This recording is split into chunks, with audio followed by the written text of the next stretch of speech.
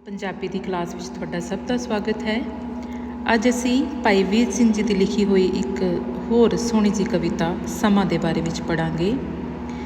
ਇਹ ਕਵਿਤਾ ਤੁਹਾਡੀ ਪੰਜਾਬੀ ਦੀ ਪਾਠ ਪੁਸਤਕ ਦੇ ਵਿੱਚ ਦਰਜ ਹੈ।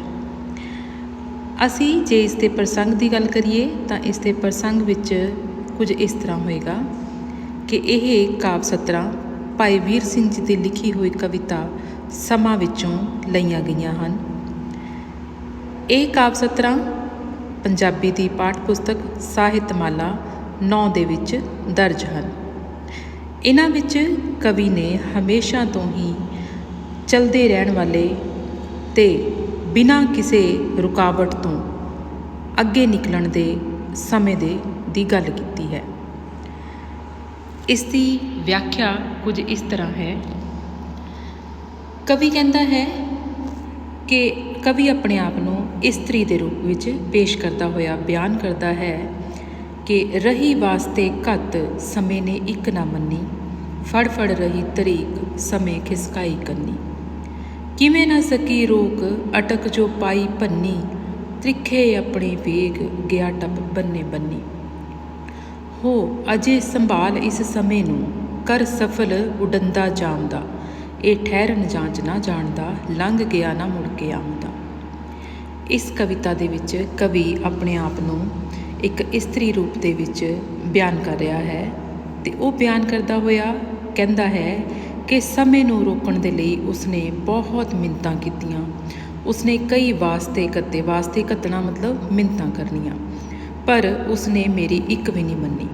ਸਮੇਂ ਨੇ ਉਸ ਦੀ ਇੱਕ ਵੀ ਨਹੀਂ ਮੰਨੀ ਅਤੇ ਉਹ ਲੰਘਦਾ ਗਿਆ।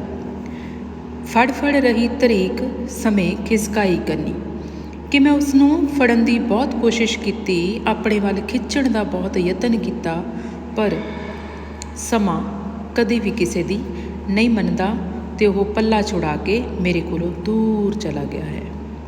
ਸਮੇਂ ਨੂੰ ਰੋਕਣ ਦੇ ਲਈ ਮੈਂ ਉਸ ਦੇ ਰਸਤੇ ਦੇ ਵਿੱਚ ਬਹੁਤ ਸਾਰੀਆਂ ਰੁਕਾਵਟਾਂ ਪਾਈਆਂ, ਕਿਵੇਂ ਨਾ ਸਕੀ ਰੋਕ ਅਟਕ ਜੋ ਪਾਈ ਭੰਨੀ, ਕਿ ਮੈਂ ਸਮੇਂ ਨੂੰ ਰੋਕਣ ਦੇ ਲਈ ਉਹਦੇ ਰਸਤੇ ਵਿੱਚ ਬਹੁਤ ਸਾਰੀਆਂ ਰੁਕਾਵਟਾਂ ਪਾਈਆਂ, ਪਰ ਉਹ ਸਾਰੀਆਂ ਰੁਕਾਵਟਾਂ ਨੂੰ ਪਾਰ ਕਰਦਾ ਹੋਇਆ ਆਪਣੇ ਤਿੱਖੇ ਵੇਗ ਦੇ ਨਾਲ, ਮਤਲਬ ਆਪਣੀ ਇੱਕ ਚਾਲ ਦੇ ਨਾਲ ਉਹ ਚੱਲਦਾ ਹੀ ਗਿਆ ਅਤੇ ਸਾਰੀਆਂ ਰੁਕਾਵਟਾਂ ਨੂੰ ਪਾਰ ਕਰਦਾ ਗਿਆ।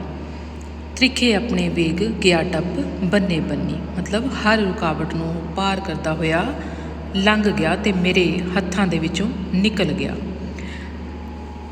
ਉਹ ਅੱਗੇ ਕਹਿੰਦਾ ਹੈ ਕਿ ਆਪਣੀ ਜਿਹੜੀ ਸਮੇਂ ਦੀ ਤੇਜ਼ ਗਤੀ ਹੈ ਉਸ ਨੂੰ, ਉਹਨਾਂ ਸੀਮਾਵਾਂ ਨੂੰ ਉਸਨੇ ਪਾਰ ਕਰਕੇ ਮੇਰੀ ਇੱਕ ਨਹੀਂ ਸੁਣੀ ਅਤੇ ਆਪਣੇ ਚਾਲ ਦੇ ਨਾਲ ਉਹ ਚੱਲਦਾ ਹੀ ਗਿਆ।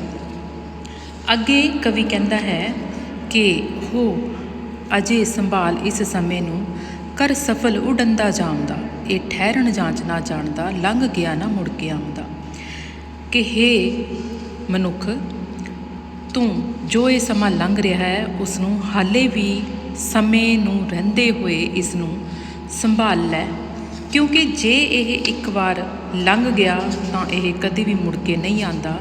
ਤਾਂ ਇਹ ਇਸ ਨਾਲੋਂ ਚੰਗਾ ਹੈ ਕਿ ਤੂੰ ਇਸ ਨੂੰ ਸਫਲ ਕਰ, ਇਸ ਸਮੇਂ ਦਾ ਸਹੀ ਉਪਯੋਗ ਕਰ, ਕਿਉਂਕਿ ਜੇ ਅਸੀਂ ਸਮੇਂ ਨੂੰ ਨਹੀਂ ਵਰਤਾਂਗੇ ਤਾਂ ਸਮਾਂ ਸਾਡੇ ਹੱਥਾਂ ਵਿੱਚੋਂ ਨਿਕਲਦਾ ਹੀ ਜਾਏਗਾ, ਤਾਂ ਫਿਰ ਸਾਨੂੰ ਪਛਤਾਉਣ ਦਾ ਕੋਈ ਫਾਇਦਾ ਨਹੀਂ ਹੈ। ਸਮੇਂ ਦੀ ਗਤੀ ਜੋ ਹੈ ਉਹ ਬਹੁਤ ਤੇਜ਼ ਹੈ, ਉਹ ਅੱਗੇ ਵੱਧਦਾ ਜਾਏਗਾ, ਇਸ ਨੂੰ ਰੁਕਣਾ ਨਹੀਂ ਆਉਂਦਾ। ਇਹ ਠਹਿਰਨ ਜਾਂਚ ਨਾ ਜਾਣਦਾ, ਕਿਉਂਕਿ ਇਸ ਨੂੰ ਰੁਕਣਾ ਨਹੀਂ ਆਉਂਦਾ। ਜੋ ਸਮਾਂ ਇੱਕ ਵਾਰ ਬੀਤ ਗਿਆ ਉਹ ਮੁੜ ਕੇ ਵੀ ਕਦੀ ਵਾਪਸ ਨਹੀਂ ਆਉਂਦਾ, ਕਿਉਂਕਿ ਇਸ ਦੀ ਲਗਾਤਾਰ ਚਲਦਿਆਂ ਦੀ ਜੋ ਗਤੀ ਹੈ, ਚਲਦੇ ਰਹਿਣ ਦੀ ਜੋ ਚਾਲ ਹੈ ਇਸ ਦੀ, ਉਹ ਕਦੀ ਵੀ ਰੁਕਦੀ ਨਹੀਂ ਹੈ। ਅਤੇ ਸਾਨੂੰ ਕਵੀ ਹਮੇਸ਼ਾ ਸਾਵਧਾਨ ਕਰਦਾ ਹੈ ਇਸ ਕਵਿਤਾ ਦੇ ਰਾਹੀਂ ਕਿ ਅਸੀਂ ਸਾਵਧਾਨ ਹੋਈਏ, ਅਸੀਂ ਇਸ ਸਮੇਂ ਦਾ ਸਹੀ ਉਪਯੋਗ ਕਰੀਏ, ਕਿਉਂਕਿ ਜੇ ਇਹ ਇੱਕ ਵਾਰ ਲੰਘ ਗਿਆ ਤਾਂ ਸਾਡੇ ਕੋਲ ਹੱਥ ਮੱਲਣ ਤੋਂ ਇਲਾਵਾ ਹੋਰ ਕੁਝ ਵੀ ਨਹੀਂ ਰਹਿ ਜਾਏਗਾ।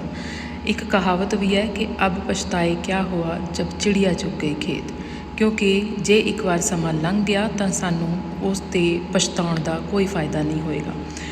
ਇਸ ਲਈ ਜੋ ਸਮਾਂ ਸਾਡੇ ਕੋਲ ਹੈ ਉਸ ਦਾ ਸਹੀ ਉਪਯੋਗ ਕਰਨਾ ਚਾਹੀਦਾ ਹੈ ਅਤੇ ਸਾਨੂੰ ਹਮੇਸ਼ਾ ਉਸ ਨੂੰ ਚੰਗੇ ਕੰਮਾਂ ਦੇ ਲਈ ਵਰਤਣਾ ਚਾਹੀਦਾ ਹੈ। ਧੰਨਵਾਦ।